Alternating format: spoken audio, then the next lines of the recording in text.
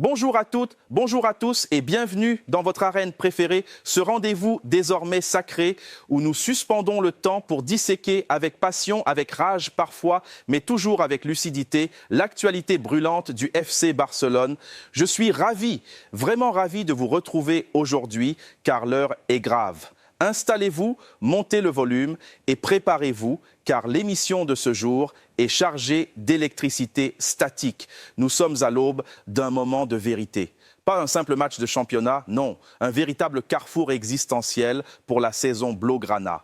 Nous allons parler de ce déplacement qui sent la poudre, ce voyage au bout de l'enfer qui attend nos joueurs face à Villarreal. Il y a une multitude de dossiers explosifs sur la table, des choix tactiques radicaux d'Hansi Flick qui pourraient te faire grincer des dents, des polémiques arbitrales qui refont surface sous l'impulsion sournoise de Madrid, des destins individuels qui se jouent à la roulette russe et bien sûr cette obsession, cette drogue dure qu'est la victoire. Passons donc sans plus attendre, sans fioriture, au cœur du réacteur, à notre obsession commune. Le terrain, le ballon, le FC Barcelone et ce choc monumental face au sous-marin jaune. J'avais lancé un appel aux questions sur Twitter pour sentir le pouls de la communauté et je dois dire que vous avez été pertinents, incisifs, presque chirurgicaux dans vos interrogations. La première qui revient en boucle, c'est celle de la peur. Oui, la peur viscérale de ce déplacement. On me demande, est-ce que tu vois cette rencontre comme plus difficile que celle contre le Real Madrid ou l'Atlético ? La réponse, mes amis, claque comme un coup de fouet, c'est un grand oui. Et je pèse mes mots. Villarreal, ce n'est pas une équipe lambda que l'on balaie d'un revers de main. Ce n'est pas un match de transition, c'est un guet-apens, un traquenard absolu. Regardez le classement, il ne ment pas. Ils sont 3e de Liga. S'ils gagnent leur match en retard, ils passent virtuellement 2e devant le Real Madrid. C'est un concurrent direct, un rival pour le trône. Historiquement, les déplacements à la Ceramica ou au Madrigal pour les puristes nostalgiques ont toujours été d'une intensité folle, presque suffocante. C'est une équipe qui a l'ADN du jeu dans le sang, qui refuse de subir, qui vient vous chercher haut, à la gorge, qui vous regarde dans les yeux. Souvenez-vous de la saison dernière. Le Barça était sur une bonne dynamique, on se sentait invincible et pourtant, là-bas, on a souffert le martyre. Je crois qu'on gagne 5-3 ou 5-2 dans un match complètement irrationnel, mais rappelez-vous comment ils nous ont manipulés tactiquement. Ils ont joué avec notre ligne de hors-jeu comme des marionnettistes avec des pantins. Ils savaient exactement quand déclencher les appels, comment exploiter cet espace vital dans notre dos. Dès ce moment-là, on a vu que Villarreal possédait la clé, le code secret pour désosser le système défensif du Barça. Aujourd'hui, les choses ont un peu évolué. Hansi Flick tente de régler cette fameuse ligne, d'ajuster le timing au millimètre, mais le principe reste le même. Face à une équipe qui a cette qualité technique, cette intelligence de jeu, le moindre retard à l'allumage est mortel. Alors non, je ne m'attends pas à un clean sheet. Je ne m'attends pas à une soirée tranquille où Ter Stegen ou son remplaçant pourra lire le journal en sirotant un café. Je m'attends à une guerre de tranchées. Certains me disent « Oui, mais Villarreal est en coup de mou, ils viennent de se faire sortir en coupe par une D3, ils doutent. » Foutaise, c'est un leurre grossier. Comme l'a très bien analysé l'un d'entre vous avec beaucoup de perspicacité, je ne vois pas ça comme une baisse de régime, mais comme un calcul stratégique froid et cynique. Ils ont peut-être lâché l'Europe, ils ont peut-être lâché la coupe pour faire all-in sur la Liga, ils sentent l'odeur du sang. Ils voient le Real Madrid bégayer son football, ils voient l'Atlético inconstant, ils se disent « pourquoi pas nous sur le podium, pourquoi pas nous dauphins du Barça ?» Cette élimination en coupe, c'est peut-être la pire chose pour nous, car ils auront eu une semaine complète pour préparer ce match, pour panser leurs plaies, pour affûter leurs armes, et ils arriveront dimanche avec le couteau entre les dents pour prouver à leur public en furie que c'était un accident. C'est à nous d'aller chercher ces 3 points dans leur forteresse imprenable. D'ailleurs, petite parenthèse, ce match devait initialement se jouer aux États-Unis dans le cadre de ces projets marketing un peu fous de la Liga. Heureusement, grâce à la fronde des clubs et des joueurs, ça se joue en Espagne. C'est mieux pour l'équité sportive, c'est mieux pour l'âme du football, même si pour nous, ça signifie affronter la bronca de leur public. Et dans cette équipe de Villarreal, il y a des individualités qui peuvent nous faire très mal, des joueurs capables de faire basculer une rencontre sur un coup de rein. Je pense à un homme en particulier, un homme qui est au cœur d'une tempête médiatique et personnelle, Nicolas Pepe. Je pense que pour lui, ce match est une mission divine. C'est le match d'après. Nicolas Pepe a vécu des semaines difficiles, un enfer personnel, des problèmes avec sa sélection, une non-participation à la CAN qui fait grand bruit et qui divise l'opinion. Je ne vais pas entrer dans les détails sordides de l'affaire, mais il y a un point sur lequel je veux être intransigeant, un point non négociable. Je condamne avec la plus grande fermeté, avec la plus grande rage, les attaques racistes dont il a été victime. C'est insupportable, c'est inacceptable, c'est le cancer de notre sport. Et le fait que sa propre fédération ne l'ait pas soutenu publiquement face à ce fléau est un scandale absolu. Ils peuvent avoir des désaccords sportifs, disciplinaires, c'est une chose, mais sur le racisme, il doit y avoir une tolérance zéro et une solidarité totale. Bref, tout ça pour dire que Nicolas Pepe est une bête blessée. Il est touché dans son orgueil de champion.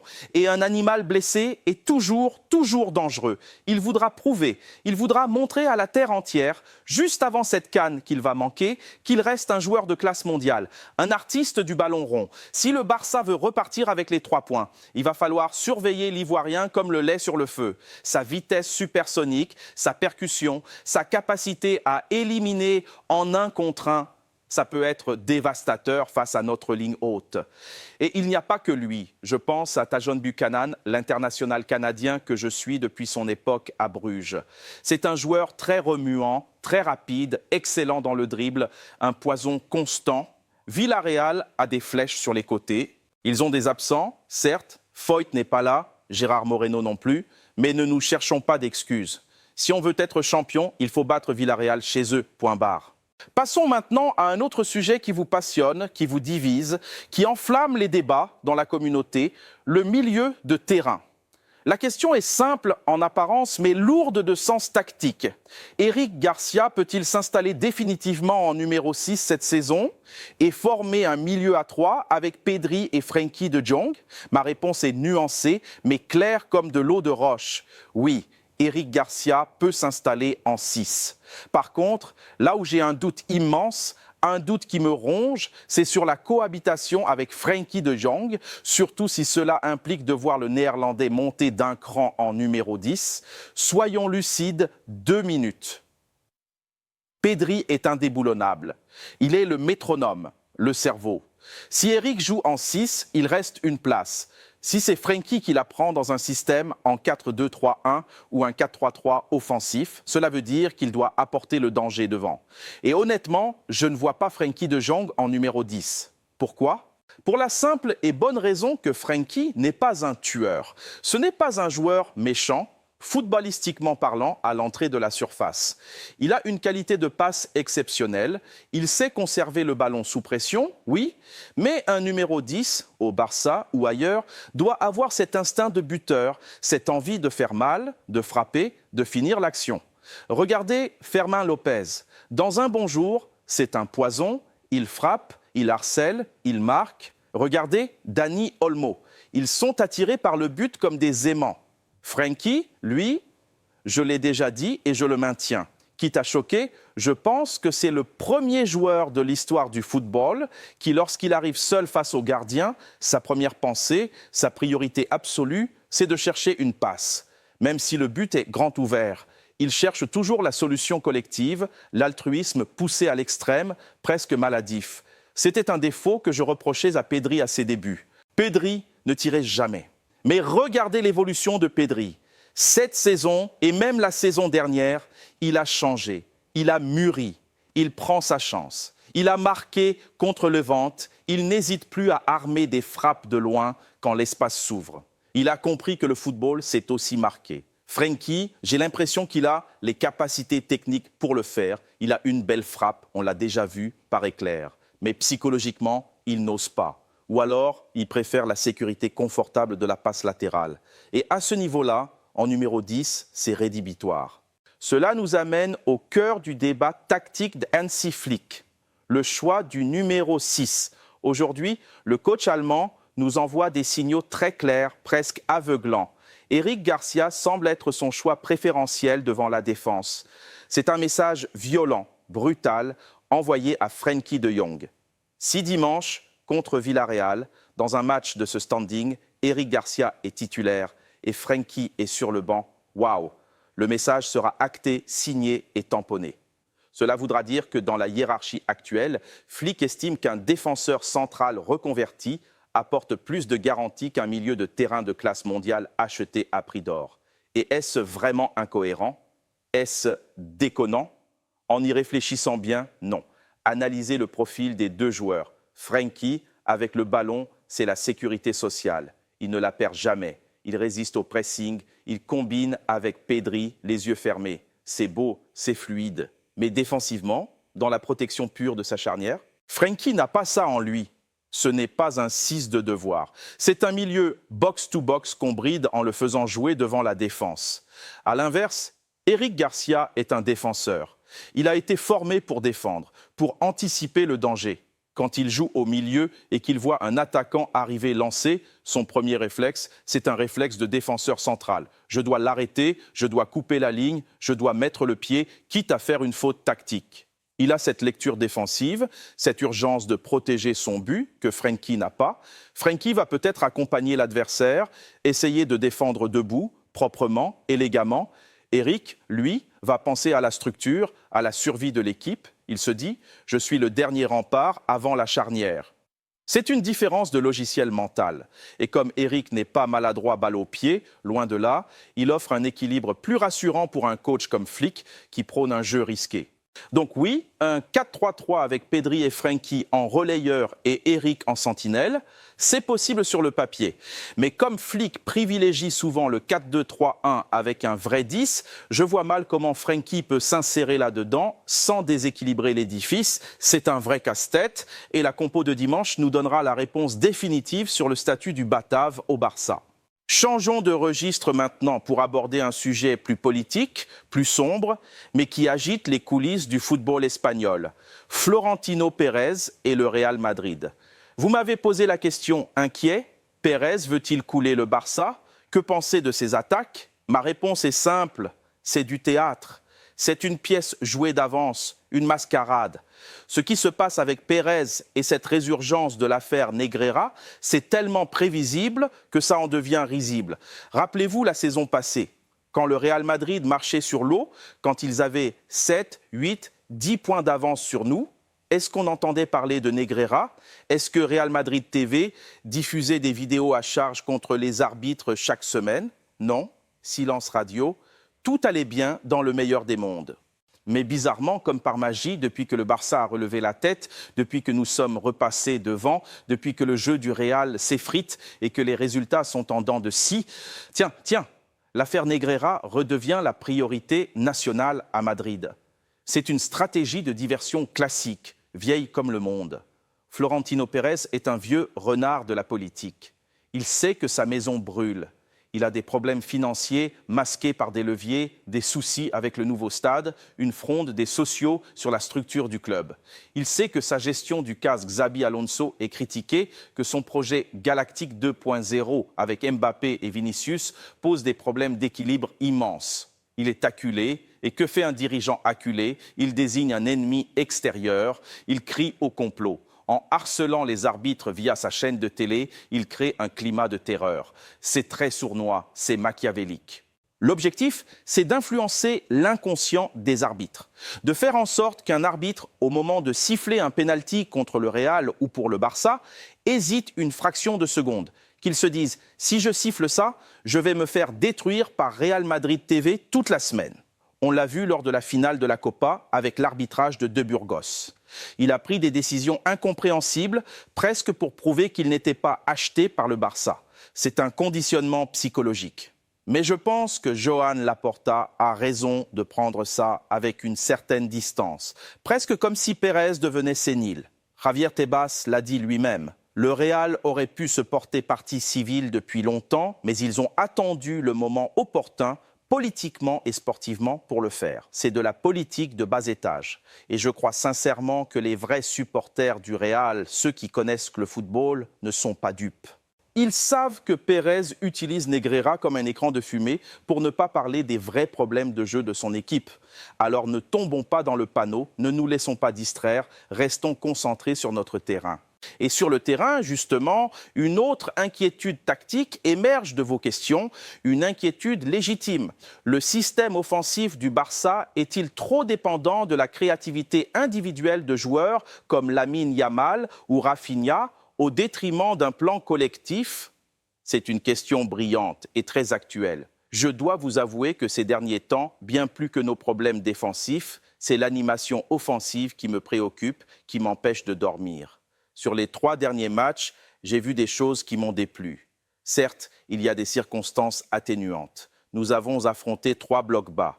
Et quand je dis blocs bas, je suis gentil. C'étaient des avions de chasse garés devant les cages, des murailles de Chine, des équipes qui refusaient le jeu. Mais ce n'est pas une excuse suffisante pour le FC Barcelone. Contre Francfort, rappelez-vous, je vous avais dit ma frustration. Non pas parce qu'on n'a pas gagné 4-0, mais parce qu'on n'a pas créé assez. Si le match avait duré 5 minutes de plus, Francfort aurait pu égaliser sur un malentendu. Je n'ai pas senti ce volume d'occasion, cette marée offensive qui finit par faire craquer la digue à force de vagues successives. Je connais mon Barça par cœur. Je sais, au bout de 20 ou 25 minutes, si on va dérouler ou si on va souffrir. Et contre Francfort, j'ai senti la souffrance. Contre Osasuna, c'était un peu mieux. On a fait travailler le gardien, on a été patient. Mais contre la Détroit en coupe, la première mi-temps était indigente, presque honteuse. 0 occasion, franche ou presque. C'est là que la dépendance aux exploits individuels devient un problème majeur. Quand le collectif ne trouve pas la solution par le mouvement, par les décalages prévus à l'entraînement, on s'en remet à l'éclair de génie de Lamine Yamal ou à la course folle de Rafinha. Et si ces joueurs sont dans un jour sans, ou s'ils sont blessés, le système se grippe, la machine s'enraye. Il faut que Hansi Flick travaille là-dessus. On ne peut pas se cacher derrière l'excuse du bloc bas à chaque fois. Villarreal ne jouera probablement pas en bloc bas intégral. Ils vont nous presser, ils vont jouer, mais s'ils mènent au score ou s'ils décident de fermer le jeu, il faudra avoir d'autres armes que l'exploit solitaire d'un gamin de 17 ans. Terminons enfin par le nerf de la guerre, ce que vous attendez tous, la composition d'équipe, le 11 de départ qui va devoir aller au charbon. Par rapport au match de coupe, il va y avoir un grand ménage. Et c'est logique. Dans les buts, petite parenthèse, Ter Stegen va retourner s'asseoir et Inaki Peña, ou le titulaire du moment selon le contexte précis, gardera les cages, prêt à subir la foudre. En défense, Jules Koundé va logiquement reprendre son couloir droit à la place du jeune qui a dépanné. Dans l'axe, la question Christensen revient souvent. Pourquoi ne joue-t-il pas plus? C'est vrai, intrinsèquement, le Danois est peut-être notre défenseur le plus fiable techniquement. Il est propre, il est intelligent, il a une relance soyeuse. Mais il y a un problème de confiance avec Flick. Depuis les révélations de Lewandowski dans sa biographie sur ce qui s'est passé mentalement contre l'Inter, cette fragilité émotionnelle dans les grands rendez-vous, je pense que Flick l'a catalogué comme peu fiable mentalement pour les guerres de tranchées. C'est dur, mais c'est la loi du haut niveau. Donc, je vois le retour de la charnière Inigo-Martinez, Pau Cubarsí. Inigo est le patron, le Gérard Maldini, comme j'aime l'appeler quand il est en forme, et Cubarsí est la relance incarnée, la jeunesse triomphante. À gauche, Balde reprendra sa place pour apporter de la vitesse face aux ailiers de Villarreal. Au milieu, Eric Garcia devrait donc être la sentinelle, le chien de garde, accompagné de Pedri. C'est le duo qui offre le plus de garanties aujourd'hui. Et pour l'animation offensive, Lamine Yamal à droite, c'est une évidence biblique. Rafinha devrait retrouver le 11, probablement à gauche ou dans l'axe, selon le choix du numéro 10. Et justement, ce numéro 10, je pense que Flick va insister avec Fermin Lopez, même s'il n'est pas étincelant depuis son retour de blessure. Il a cette activité, ce pressing incessant qui est vital contre une équipe comme Villarreal qui aime relancer court. Ferran Torres pourrait compléter le trio offensif peut-être en pointe ou sur une aile pour apporter de la profondeur et peser sur la défense. C'est une équipe solide. C'est peut-être l'équipe type du moment en l'absence de certains cadres. Si Frenkie de Jong ne débute pas, comme je le pressens, ce sera un tournant majeur dans sa carrière au Barça, un signal qu'il ne pourra plus ignorer. Et j'ai une petite info, une rumeur qui circule sur une possible recrue ou un changement interne. Je ne peux pas tout dire, c'est confidentiel. Je suis allé à la pêche aux infos, j'ai mes sources. Tout ce que je peux vous lâcher pour vous faire saliver, c'est que son nom commence par « ri » et finit par « L ». Faites vos jeux, les amis. Voilà, le décor est planté.